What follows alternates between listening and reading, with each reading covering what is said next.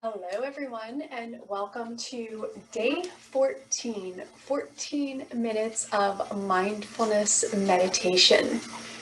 So as we do, let's go ahead and find that comfortable position, seated or reclined. Find any support that you may want today, extra blankets, pillows, blocks, extra layers of clothing if it's cool where you are. And I wanted to start today with explaining why it may feel like we're spending a little bit more time on each of the components of meditation, which we are.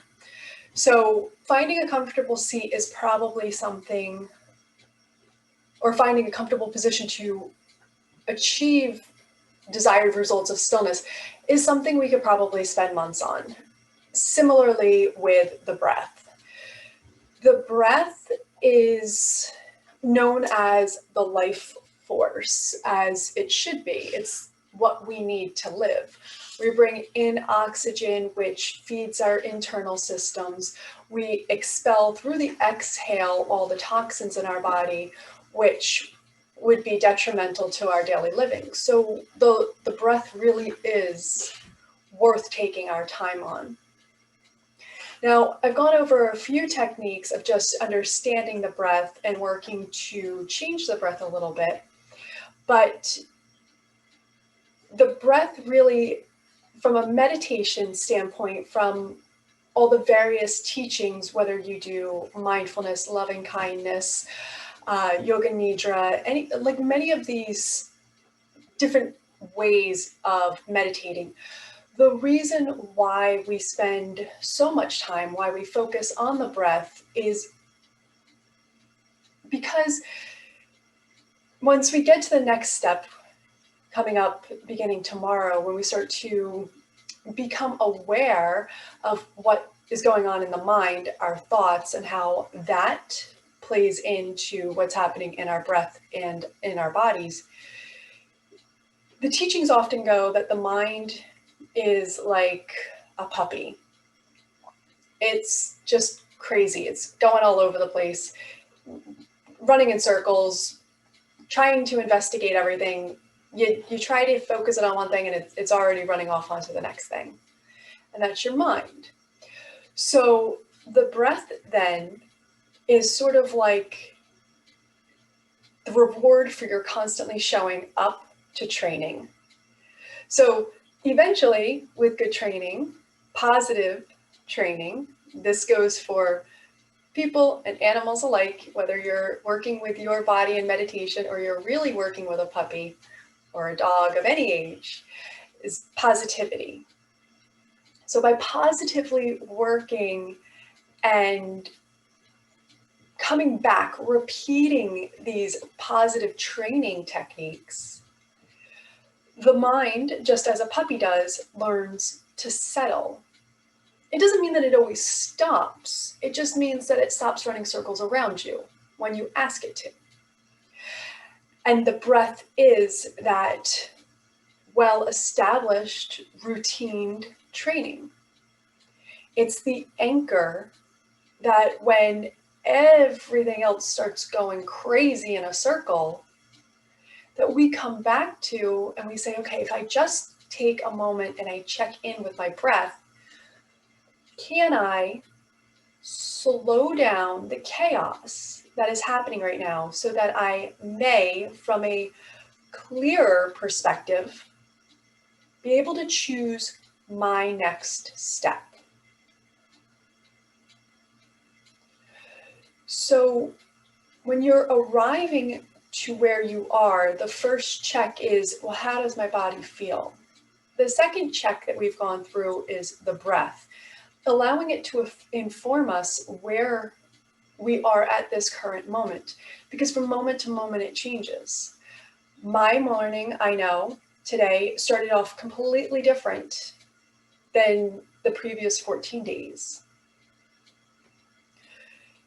So with that being said, just taking these first arriving moments to check in and notice, where is the breath going? And to even take those few arriving cleansing breaths as we do, in through the nose, out through the mouth. Even has an unconscious effect of allowing the shoulders to relax, the jaw to open, so we're not clenching onto it. And right there, we're immediately feeling the physical effects of just showing up.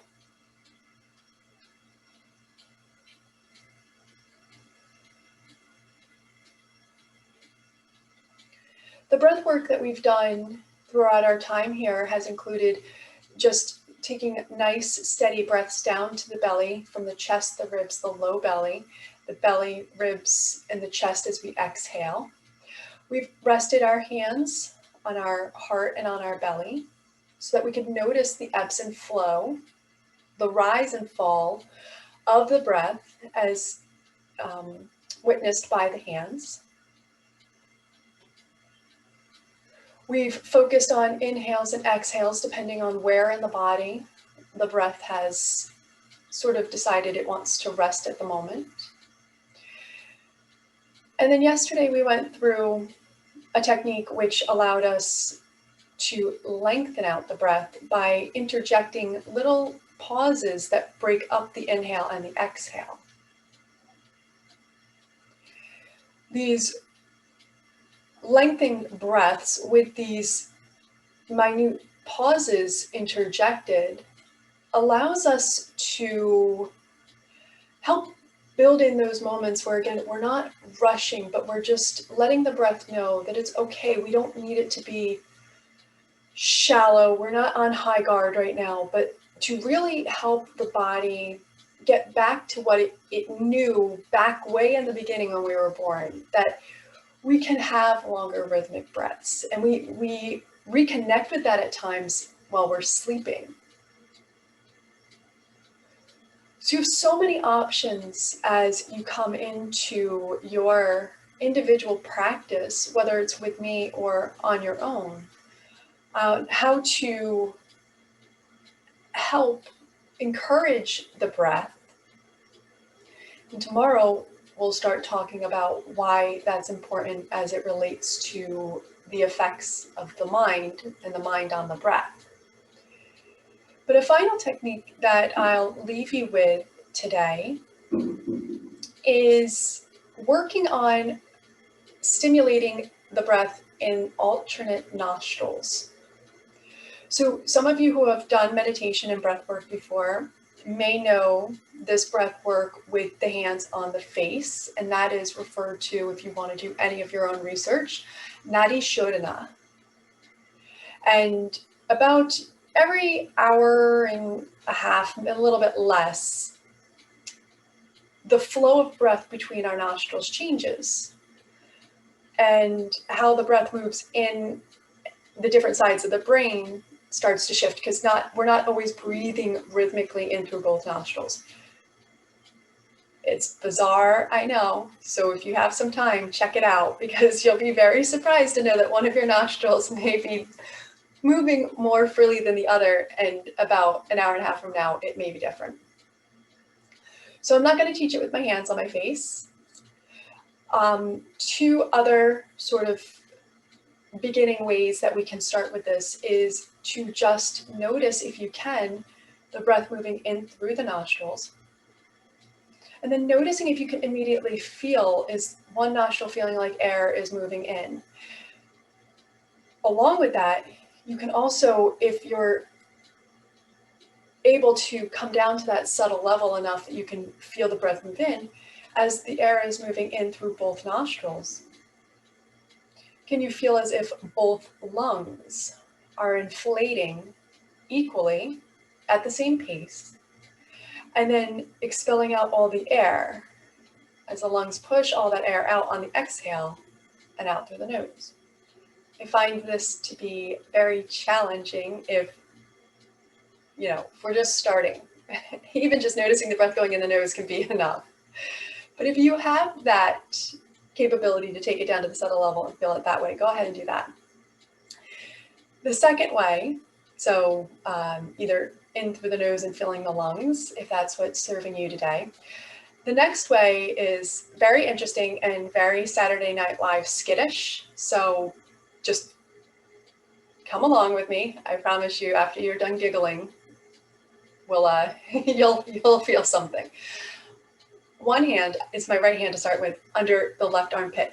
And the hands are slightly cupped, just ever so slightly, so that the thumb can rest right here on like the outer edge of the pectoral muscles, and the other hands can wrap just gently around the upper rib cage.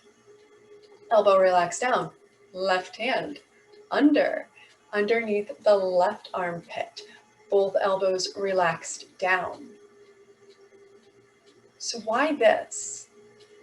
So this here with the hands is similar to the hands on the heart and on the belly. It provides us that extra feeling of what's going on in the lungs. So if you've made it this far and you're sort of over the giggles, we're not tickling ourselves here either, just so you know. Also super fun to do with kids. You can start to bring your awareness into the body.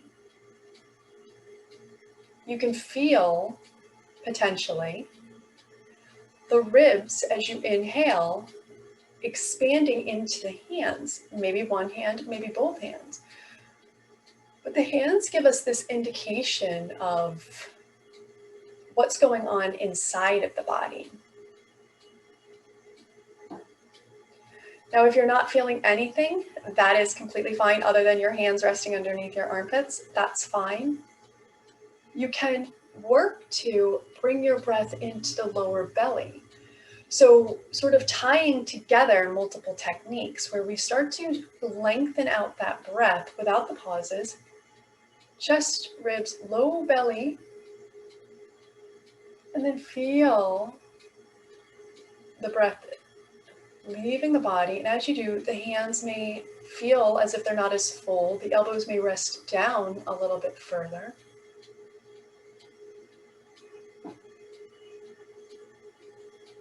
And if you're tying it all together, you could also begin to notice how the breath is moving in through the nostrils and out on the exhale. To me, this always feels a little comforting as well, because it's in a weird way kind of giving yourself a little bit of a hug. So as we start to ask ourselves on the remaining part of this journey to go from the external world and come into our internal world, sometimes there's this natural barrier, this blocking, that sometimes we don't always want to do that work by ourselves. So to me, this is kind of like a neat little way to give myself a hug and to feel safe, to allow my eyes to close, to feel the breath. And you can switch the arms, so the opposite forearm is on top, and then feel how it feels this way. You take a few breaths that way. Just allowing yourself to become curious about the feeling of the breath. And whenever you're done, you can just relax the hands down. Notice the sensations in the body, the feeling where the arm or where the hands were, if it feels like it's warmer, if there's any tingling or sensations. Nothing in particular is supposed to happen. This is all just curiosity. And voila, we are done. 14 minutes of mindfulness in the books. So thank you all for joining me today. I hope you have a great day, and I will see you tomorrow for day 15, 15 minutes of mindfulness meditation. Have a great day.